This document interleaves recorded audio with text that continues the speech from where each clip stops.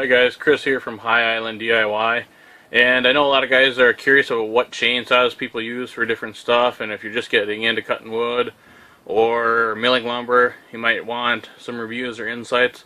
So I thought I'd show you the chainsaws that I use and tell you what I do and don't like about them. Hopefully it'll inform you guys a little bit before you make a purchase.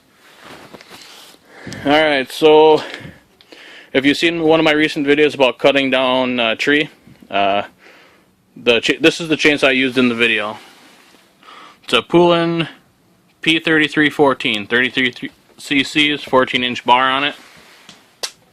Now, I know a lot of people say that they don't like Poulans or they're junk, but I've had good luck with them, and for the price, for somebody who just does it as a hobby, not professionally, I don't think they can be beat by anybody.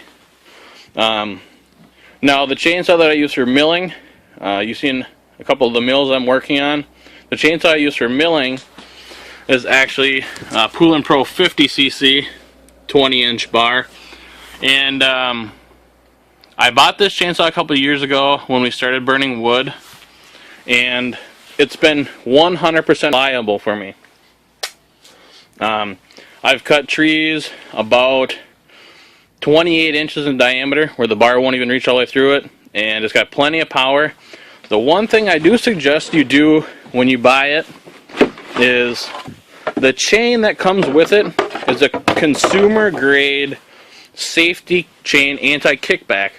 And yes, it cuts fine, but if you're going to be cutting a lot of wood, if you're burning wood, you're going to want something that saves you some time, both in sharpening and in actual cutting time. So what I did is I bought off of Amazon some Oregon chains. Now this is the model number.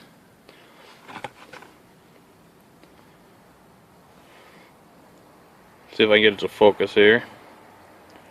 There we go. So this chain will work for this saw. Sometimes it's kind of hard to find chains that'll run on cheaper saws, but this saw will run this chain, and it runs it excellent.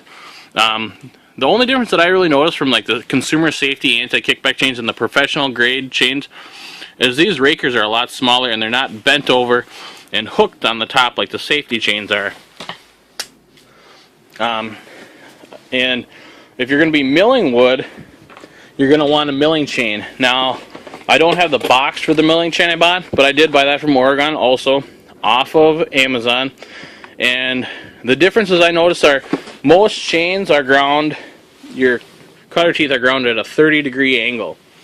And the milling chains are ground at a 10-degree angle.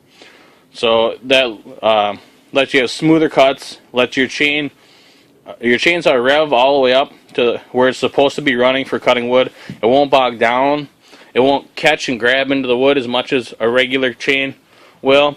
And I think the ripping chain was about $35 versus a regular crosscut saw chain like this.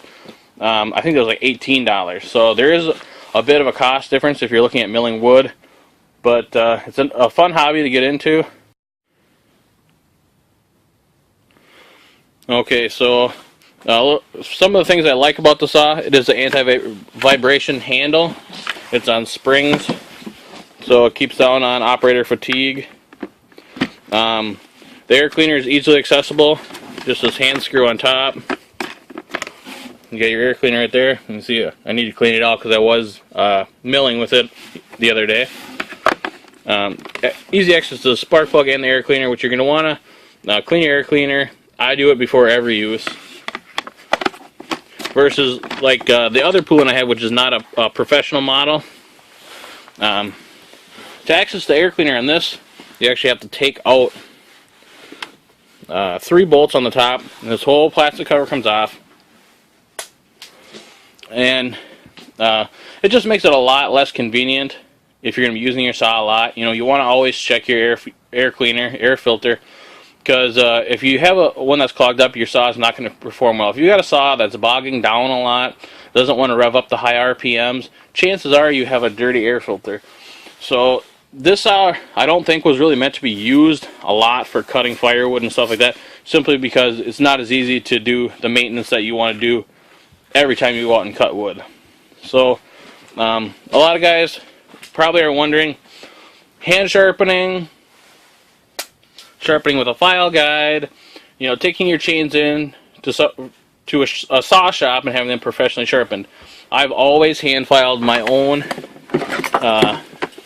chains, and you can just pick up a file guide like this, and it's got your angles on there, the little hash lines. I don't know if it'll focus to get the numbers. There's 25-degree angle. There's a 25, 35, 15, and you can buy these for different size round files. This is obviously for 7/32, which is the file that I use for the larger. The smaller one is a 5/32, so you have to buy a different file guide. But filing freehand, yeah, some guys can do it, but you're not going to get a consistent angle on every tooth. And especially if you're just starting out, having a file guide is a nice way to double check yourself. You know, reassure yourself that you're doing it properly. So if you don't have the correct angle, you know, if you got one that's 20, one that's 25 or 30, your saw is going to cut in like a half moon or crescent shape, or it's going to bind really bad. So having a correctly filed chain is going to make all the difference in the world.